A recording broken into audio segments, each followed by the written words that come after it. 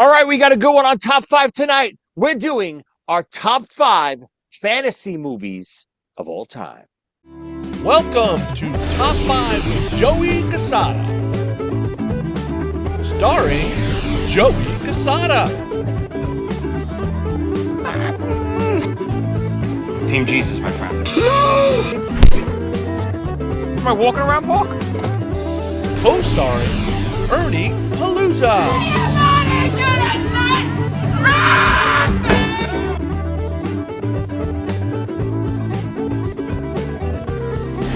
And the Doctor, Tommy Snyder. Goddamn. Now here's your host, Joey Cassata. All right, everybody, welcome back to another episode of Top Five. I'm your host, Joey Cassata. And I'm a damn dirty ape. Well, this is a touchy subject. Let's see if you go with that tonight. God, that is a great movie, but I'm not sure if it fits this criteria or not. How are you, sir? I am good and ready to go.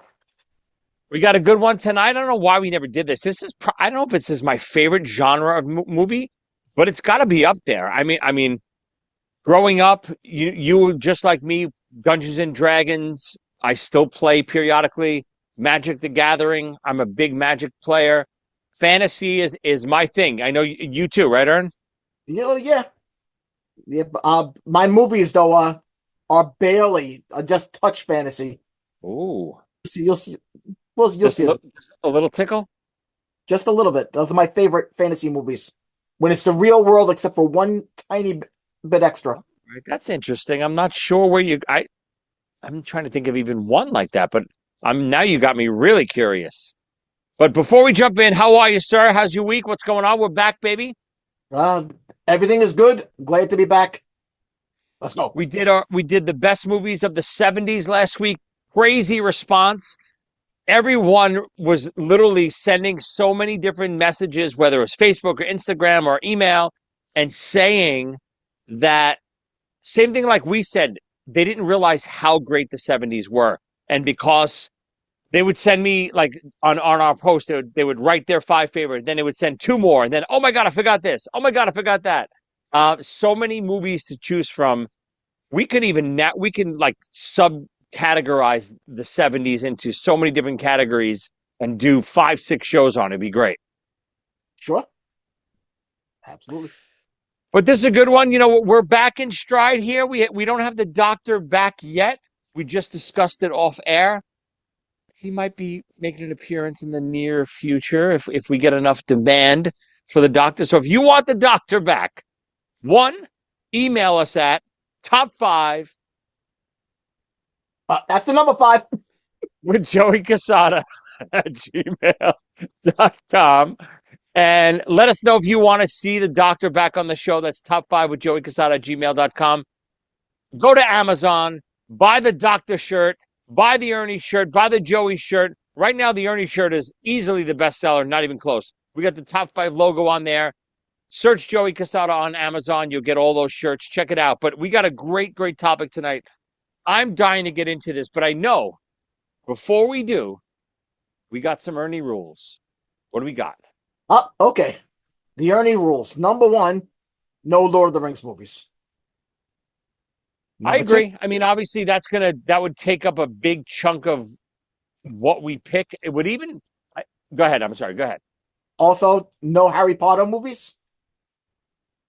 I agree. And no Star Wars or Star Trek. Yeah. Again, Star Wars and Star Trek. Again, I'll try to dissect this as you start making your picks. I don't consider them fantasy. I consider them. I think sci-fi and fantasy are very different genres. I consider Star Trek, Star Wars, sci-fi. Honestly, even the movie you mentioned at the opening there, you damn dirty ape, that's the one that maybe bridges the gap. But I don't know if that's more sci-fi too, but that could be fantasy. That one is the one I'd let slide. But Star Trek and Star Wars, Battlestar Galactica, all of that type of stuff, I think is not fantasy at all. That's sci-fi. What do you think? I think you're going to argue with a lot of my choices. because my Uh-oh. because I'm defining fantasy just by something supernatural that it can't be explained, that is not going into horror territory. Yeah. Yeah, I mean, obviously it's a big genre. When I think of fantasy, not that it's pigeonholed into this, but I think of like those 80s sword and sorcery type Dungeons and Dragons type movies. Not that it has to be, but that's the first thing that comes to my mind. Obviously there's branches of that, but I think for me anyway, I stay away from sci-fi. I stay away from that type of stuff because that to me that's his own category. We can do another show on sci-fi. Fantasy is to me has its own lane. Lord of the Rings fantasy, Harry Potter fantasy. Um, Speaking of which, you read all the Lord of the Rings and all the Harry Potters? I have not read The Lord of the Rings. You never read any of the Lord of the Rings, Ernie? No, I tried when I was real little, and I was too young. Aragorn and Arathorn, Aowen and Eowyn, it drove me. The No, you're name. not. It's not because you were too young. I'm gonna do a hot take right now that people are gonna probably lose their minds over. The Harry Potter books are better than the Lord of the Rings books. Lord of the Rings, the movies are incredible. The books, the story inside all Tolkien's nonsense is incredible. But his writing, and just because it's a long time ago, I mean, The Hobbit was 1939, maybe, and Lord of the Rings, I think, is the 60s. But his writing is the best word I could use is exhausting. So his books were very hard for me to get through, and I didn't enjoy them. I love the story. We grew up with the Lord of the Rings cartoon in the 70s, which was God for me. Isn't that another Ernie rule? No cartoons, right? Well, actually, that was a Joey rule. Oh, that is a Joey rule. You're right. You asked me, and I said no because I will tell you, Lord of the Rings and Return of the King, the cartoons might have made my list. I had two cartoons on my list that I had to redo my list today. Nice. All right, well, let's dive in. What do you got? Number five. By the way, those two cartoons that disappeared, both What were they? Japanese cartoons. Was Akira one of them? No, What were they? Spirited Away and Princess Mononoke. Oh, Princess Mononoke was great. Spirit Away was the one with the horse? No, Spirited Away was the witch and the Sen. Uh, Oh, yes, yes, yes. Yeah, Princess those were good. Mononoke was my number one of fantasy That's an I haven't ever. seen that in many, many years, but that's an incredible movie. All right, here I go. Once Come on, again, what do you got? fantasy. Maybe a more correct word would have been supernaturally tinged. Maybe might have been more the way I'm looking at it. All right, here Much we go. harder to write that topic, Ernie. Much harder to write best supernaturally tinged Yeah. movies ever. All right. Number five, Eternal Sunshine of the Spotless Mind Oh, Jesus, here we go. I don't from even know what the hell from you're talking about. 2004. Eternal Sunshine of the Spotless Mind? Yes. Explain. Okay, this in this movie, the doctors have a business and they are able to wipe your memory. Let's say you had a bad breakup, you want this woman wiped from your memory forever. They have a way of doing it. And Jim Carrey is the protagonist in it, but it's not a Jim Carrey movie. You can't define it as a Jim Carrey movie. It's better than that. But there's one great line when Jim Carrey says to the doctor, "There's no chance of brain damage, is there?" And the doctor says, "Well, actually, what we're doing is brain damage." It's a great line. Well, I got to ask you, what makes it fantasy? Such a thing doesn't exist. Yeah, I guess so. I mean, you're very, very, very, very loose right here. I mean, there's like one grain of sand on your topic right here. I got the whole beach coming. That's what I meant by tinged. Just one little supernatural thing. Otherwise, it's a regular the regular world. All right, so something that's not real, you're considering kind of fantasy. Yeah.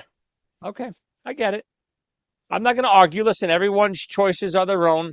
again, in my brain, when I think fantasy, and I texted a couple people today just to kind of hear their thoughts. And I didn't explain the topic. All I said was fantasy, not sci-fi. That's the way I explained it. And they kind of immediately went where I went. So I'm curious to see why you went that way, especially you being a Dungeons and Dragons guy. I'm surprised you didn't go that lane. I know you just like to be the smartest guy in the room. That's why. You just like to show off. I get it. Somebody has to be. There he goes. All right, my number five. Definitely more of the fantasy topic, not the weirdly fringed. I don't even know what the hell you called it again. What the hell do you call it? Supernaturally fringed. Supernaturally fringed. Um, I went with Highlander. You know this movie? Hell yeah. Christopher Lambert. What an incredible movie. It's about these immortals throughout time. There's these group of immortals that they're all battling for this one prize.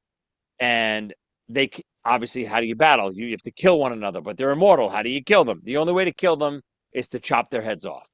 Chop their heads off, you gain their power, and there's one less for the final prize. And the saying is, you know the saying in the movie? There can be only one. It can be only one, Ernie. And it's all about them, you know, dwindling down to two guys, the Kurgan and the Highlander. It's just a great movie.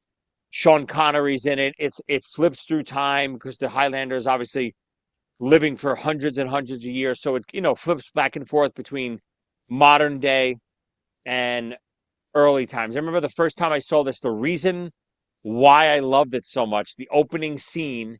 If you remember, the Highlanders at a Fabulous Freebird wrestling match, and I was obviously a major wrestling fan, so it sucked me in right away, and it just became one of my favorite movies ever. It's a good one. The Kurgan is a great Oh, villain. what a great villain! Great. The scene when he's in the church. There's one part in the movie where Highlander almost chops the Kurgan's neck off, and he like slices him pretty good. Later in the movie, he's got like safety pins holding his neck together. It's so good. Just everything about the movie. Queen did the soundtrack.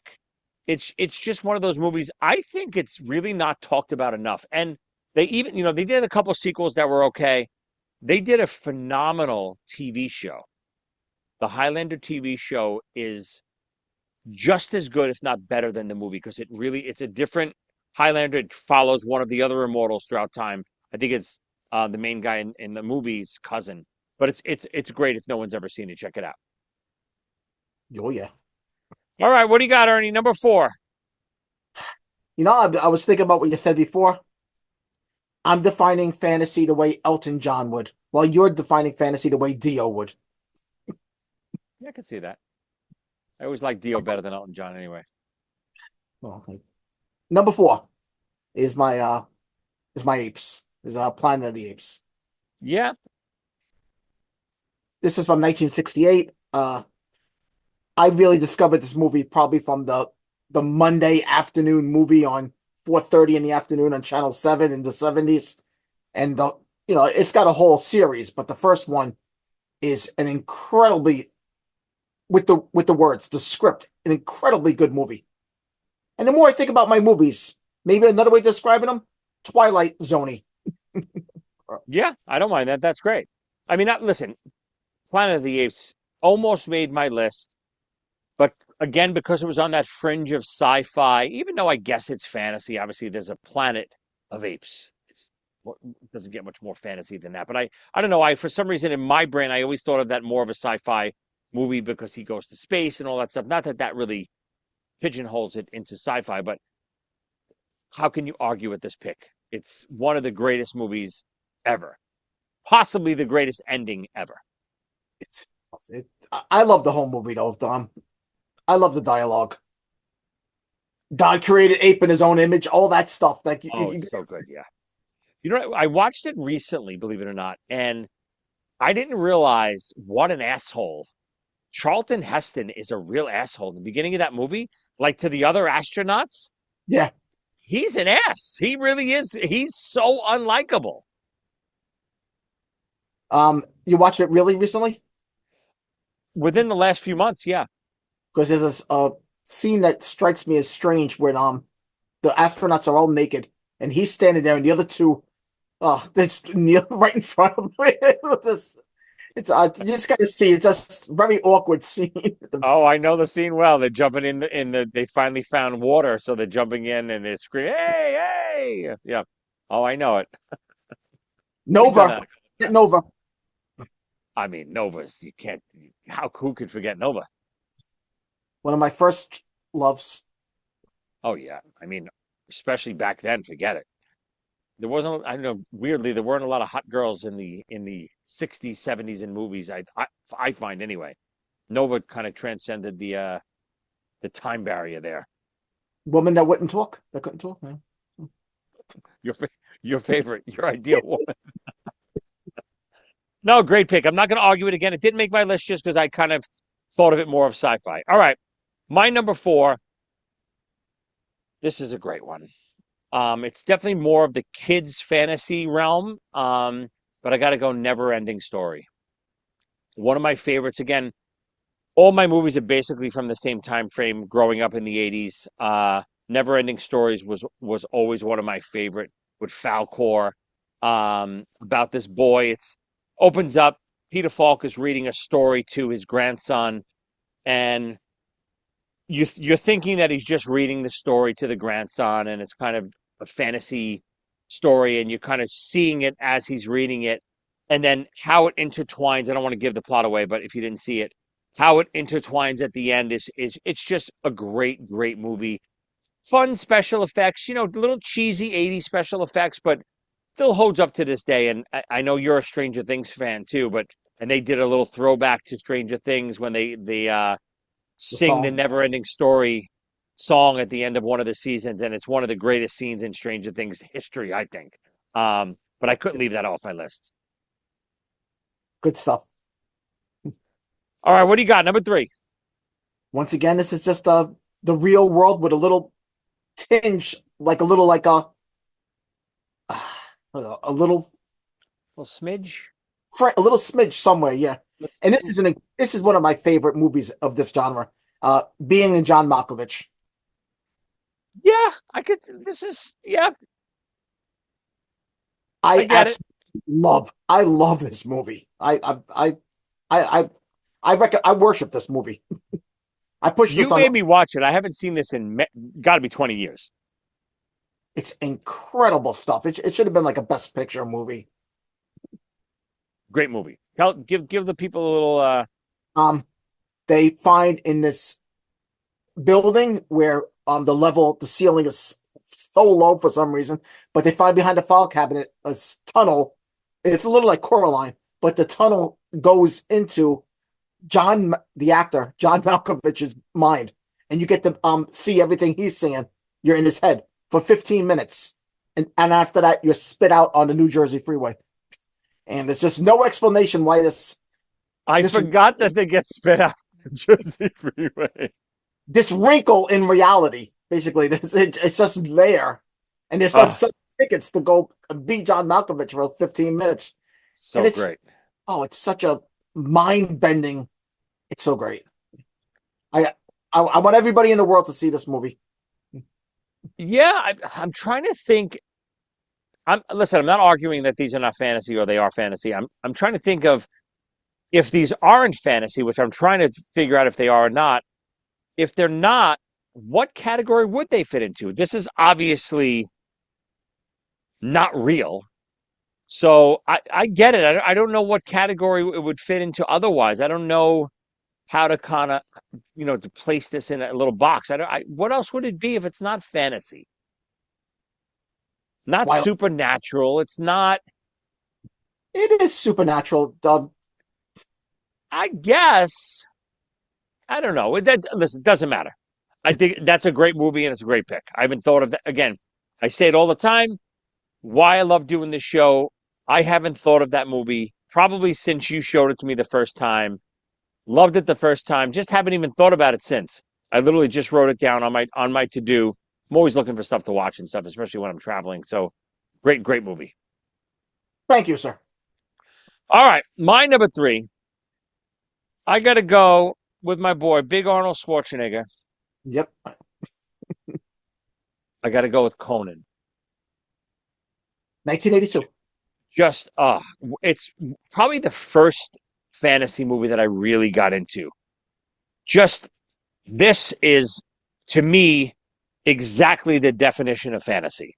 It's that sword and sorcery type stuff. Conan's the barbarian, obviously, and there's sorcery in the movie, and you got James Earl Jones. What's his name in it again? I forget his name. Uh God. Casa Doom, I forget his name, whatever it is. Just such a great movie. Holds up to this day. Conan the Destroyer didn't really hold water to it.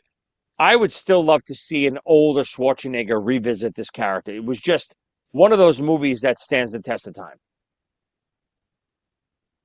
It's a good one. And I just thought of another movie that I didn't put on my list, but it's right up your genre. So it might be coming for you soon. And I hope you choose it because it's got another one of my first loves. I'll say the character's name, Kira. Let's see if I if you Let's know. talk. Oh, I think I know who it is. I don't. It made. If it's the movie I'm talking thinking of, it made my honorable mentions, but it didn't make my list. But mention it in your honorable mentions later. All right. All All right, what right. do you got? Number two, Ern. My number two, not even in English. This is a Spanish film. Oh Jesus. Pan's Labyrinth. Oh yeah, no, that's a good one. I've ever since I've seen it, I've been thinking about it, like just similar to The Thing. Like how The Thing is over, but you're still thinking about the ending, what it might happen. Pan's Labyrinth's got me in that zone where I'm still imagining what the end meant and all that. And the movie is it's the most adult movie out of here, by the way. This is it's not a kids movie. Oh, definitely not. It's one of those movies too that I haven't seen in a very long time that I haven't thought about that I'd love to revisit. That was a great one. I don't even remember the ending to tell you the truth. Yeah. You want me to wrote it? Sure, you could talk. Sure, why not? I mean, obviously, this is a big special effects movie. This is, um, what's his name? Del Toro did the special effects on this movie, I think. But this was a big movie when it came out. I remember, one of a kind. The little girl, she's been promised this to be the queen or this ruler of this land if she's proven herself worthy.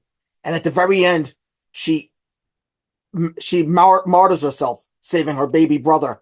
And then they show a scene that she's actually is the queen of this, and Oh, she's dead. And it's that is this what she was promised, or is this her heaven? What she thinks right. heaven is? Wow. I guess it doesn't make that much of either way. It means the same thing in the end, but When it's you got watch it, or how do you watch it? Subtitles? You watch it dubbed? How did you watch it? Do you remember? subtitled. Yeah, I don't remember how I watched it to tell you the truth. I think I watched it dubbed. I got to revisit that too. It's risky. Nice You pick. got to read about a movie to make sure the dub is good. Or Yeah, because then you lose the acting in it. I get it. There's been movies that I've seen um that definitely doesn't dub as well as just reading the subtitles. And I'm half deaf anyway, so I wind up having subtitles on my TV all the time, just for every movie. What we when we watched the Vavitch, we needed the subtitles in that movie and that was with the English. oh my God, but it was the old English. It was I would have if I didn't have so we didn't have it was basically a foreign movie. It was not in English. The worst of example is Life is Beautiful. Oh, agreed. You lose his whole performance with the dub. Yep, agreed. You know what's the story when Snyder watched the doctor watched Crouching Tiger, Hidden Dragon? I think we talked about this on one of the episodes, but we got to talk about it since we're talking about subtitles and dub. So the doctor walks in one night. We're all hanging out. I think it was at Babel's house, and doctor walks in.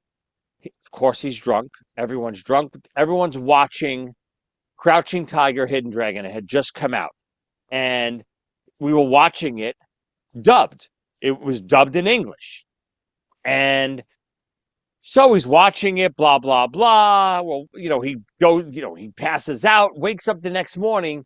Somehow it was on again the next morning. This was a big movie when it first came out. And it was on again, but this time it was subtitled in Japanese. And he's he tells the story that he's so confused when he wakes up. He can't understand. He said, I was so drunk last night that I swear to you, I understood everything they were saying. Oh, that's one of the funniest things ever to happen. And he's dead serious. He was dead serious. He was positive he could speak Japanese the night before from the drink, from the alcohol. Incredible. I mean, you can't make that story up. This is not a made up story. This is real life. Could only happen to the doctor.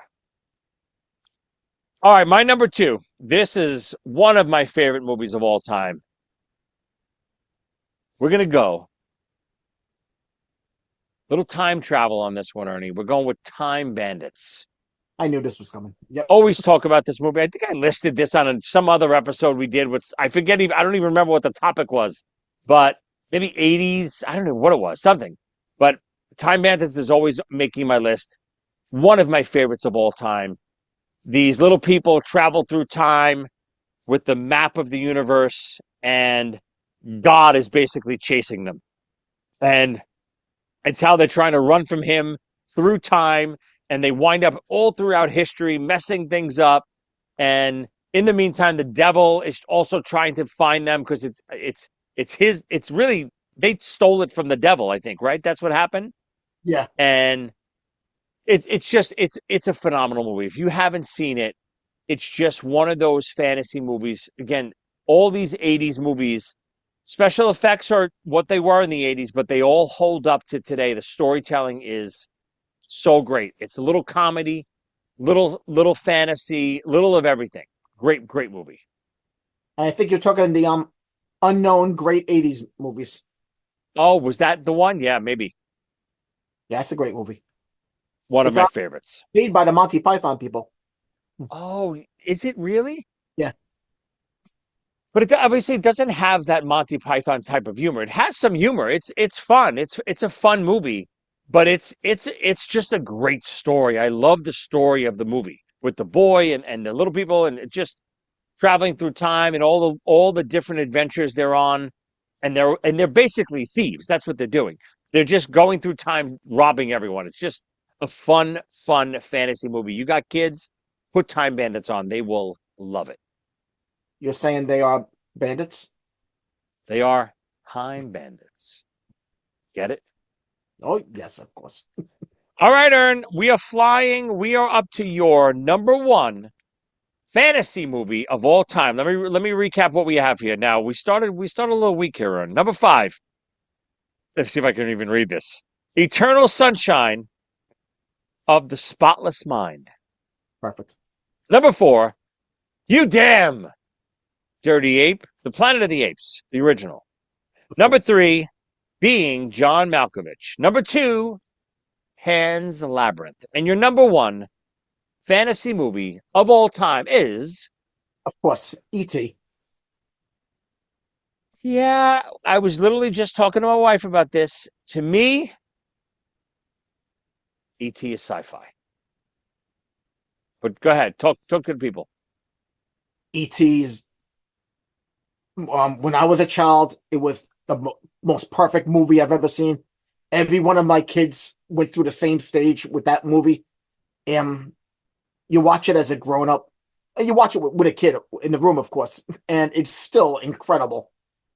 It just it was kind of life changing when I was a kid. It was a perfect movie. Oh, it's one of the greatest movies of all time. Um, I still to this day I can't watch when E.T. dies. I can't watch the scene. Like that whole breakdown when E.T.'s like in the sewer and he's white. I will break down every time I watch it. It's one of the saddest scenes. And then as as much if a movie can break you down to that level and make you feel so bad for this character, and then feel so good when he comes back when he's in the freezer and his heart is glowing, and Elliot is so happy to see him. It's one of the greatest movies of all time. It really is. It belongs in a category all by itself. It's one of those things too. Looking back, can't believe that we never got a sequel. And I'm so happy we never got a sequel because the sequel could only hurt that movie, could only take away from it. I would love to see something. I'm surprised they never revisited it. Of all the movies, they make sequel after sequel after sequel after sequel and remakes and remakes. E.T. has never been touched. And I'm assuming Spielberg just doesn't want to touch it. I don't know why. He got more mature, for lack of a better word, with his movies after E.T. This was one of his last children's things, I think. Yeah, but God, I mean, E.T. it like you said, it's the perfect movie. Everything about it with the kids, the adventures, and the little, the coming of age story, and the alien, and the heartbreak, and the happiness, and the sci-fi aspect. Everything about it is top notch. Probably every time. Great pick, but again, I consider E.T. sci-fi. He's an alien. I just feel like it's more of that genre. But I'm not going to argue. Incredible movie. All right. I'm up to my number one. Let me recap. Number 5, Highlander. Number 4, The Never Ending Story. Number 3, Conan the Barbarian. Number 2, Time Bandits. And my number 1 fantasy movie of all time, the original, Clash of the Titans. Oh, sure. 1981. Growing up, it even surpassed Star Wars for me in the 80s. This was my favorite movie growing up until I got back into Star Wars late 80s, early 90s, like when I really started revisiting Star Wars as an older person. Clash of the Titans was my favorite movie. Yeah, oh yeah. There's an incredible scene when Andromeda comes out of the hot tub with the bath. It's a good, especially when I was 7, Yeah. so I was 11, so yeah, that so that's I remember that scene. yeah, that's a scene that you keep going back to the movies for, that's for sure. But just, I mean, obviously it's a history piece. It's that Greek mythology and Pegasus and Perseus, and obviously Hercules wasn't in it, but Perseus is Hercules' brother, and Calibos, and the Kraken and Medusa. The scene with Medusa alone, the intensity of that scene when they're in Medusa's lair and they can't look at her and they're trying to look it through the shield. As great as the new Clash of the Titans was, it's just overdone with effects. I want to like my characters. The first Clash of the Titans has character development. Burgess Meredith is in it. Obviously, you can't beat Mickey in any movie. But, the development of Perseus and him going through those trials and seeing Zeus and the gods up in the sky and the scene with Poseidon letting the Kraken loose. Just, God, I can't get enough of that movie. I was thinking maybe Rocky is a fantasy film that. How could he But stay? How could Rocky he? is a true story, Ernie. What the hell is wrong with you? How could he not get knocked down? How could he go to distance? Honestly, Let me tell you something. Rocky's like, through the first 3 movies, Rocky's like 2-2. That doesn't win. Rocky's not a winner. he He's just losing just as much as he wins. he just doesn't know that he lost. Nobody's. Yes. And you know what? God damn it. I don't either. The audience doesn't either. We think Rocky's the winner every time. Even He's though still he's still he standing. loses the first fight. Then he beats Apollo, right? In the second one. Then he loses to Mr. T. He draws with Hulk Hogan in the wrestling match. So Rocky doesn't win as much as people think he does. All right, quick, Ern. Let's do a couple quick honorable mentions, and then we're out of here. What do you got? Well, we were talking before about Kira in the Beastmaster. Oh, yes. Beastmaster's on my honorable mentions right here. What a movie. The 2 ferrets. Yeah, and there's those things that the overcoat. Yes. Great movie. And I gotta talk about the Wizard of Oz for a second. Yeah, it's on mine too. I mean, Wizard of Oz, whenever it showed on TV once a year, I think it was the night before Thanksgiving, maybe, we waited all year. Me, Yeah. Tommy, Yeah. Eddie, Greg. We waited all year for that night, and we watched it together. It was such an important night. There was no other way to watch it. Kids don't understand that. And listen, you can argue both ways. Oh my God, it's so much better to have everything at your fingertips. You're right. But the anticipation of watching a movie, even like the Christmas cartoons, like the claymation stuff, you'd watch them once a year. You'd never get to see them again, and you'd wait all year for it again. Absolutely. Since we can watch it forever now, I've never watched Wizard of Oz again. Yeah. I hate Now to that say it. I mean, I've watched it a couple times with the kids. It still holds up to this day. It's still a great movie. I still hate The Witch, the whole movie. I really do. the monkeys are still fright of stuff. They're terrifying. You're terrifying. Yep. All right, super quick. A couple that I got on my list. Lady Hawk with Rutger Hauer. Great movie. Michelle Pfeiffer. The Dark Crystal. Sure, I remember that What one. a movie that is. I still have yet to watch. There's a Netflix series, a continuation or a prequel. I don't know what it is. I haven't watched it yet, but I'm dying to see that. And then, of course, Beastmaster was there and Wizard of Oz as well. Cool. Hey, neither of us mentioned Excalibur. It's on my deep Oh, mentions, but again, that's what I think of as fantasy. Excalibur. I mean, that's what fantasy is to me. Yep. What a movie. when they started making Excalibur, the plan was Lord of the Rings, and then right at the beginning it says we can't do this. it's I'm it, glad they didn't. And for anyone, we talked about it earlier, for anyone who's a big Lord of the Rings fan, if you haven't watched the Lord of the Rings cartoon from 78, I believe, and then The Hobbit and The Return of the King, which is different animation, but I think they were TV movies, right? Aaron knows? yeah. They were like the Jules Rankin. I forget. Yep. Those were in all three of those. Watch The Hobbit, watch Lord of the Rings, watch Return of the King in that order. Incredible. What a great set of movies. The Hobbit and Return of the King has great music in them. We sing it all the time. I think where there's a whip, there's a way made one of our lists somewhere. Oh, that's great. There's actually on YouTube, they that song "Where There's a Whip" put into the movie, the live Oh action my God, really? with the orcs marching, and you hear down. Amazing. Oh, No, no, no, no. yeah, you gotta look. No, no, no. It's great. Amazing. All right, and this has been great. We're back, baby. This has been a fun episode. Send your picks of your favorite fantasy movies to top5 with Joey Cassata at gmail.com. When we post this on Facebook, on social media, on Instagram, list your favorite movies. We want to hear what your picks are. Let's tell us if we forgot anything. What do you think of Ernie's picks? Are they fantasy? I'm not sure. What do you think? Let us know. Send your emails to top5 with Joey Cassata at gmail.com. Ernie, any last words? Fantasy with Nova and Kira. But that's fantasy. Yeah, your fantasy's happening right now. Good God. Your poor wife. Four-letter girl names that end in A. Who do you pick? You got to go Nova. Kira's too tough. She's too tough, I think. She would kick your ass, Ernie. You ever see Kira, that actress in the movie Sheena? Of course. That's good. Good, all good stuff. Highly Red recommend. Sonja, that's a good one too. Red Sonja. That's another good one.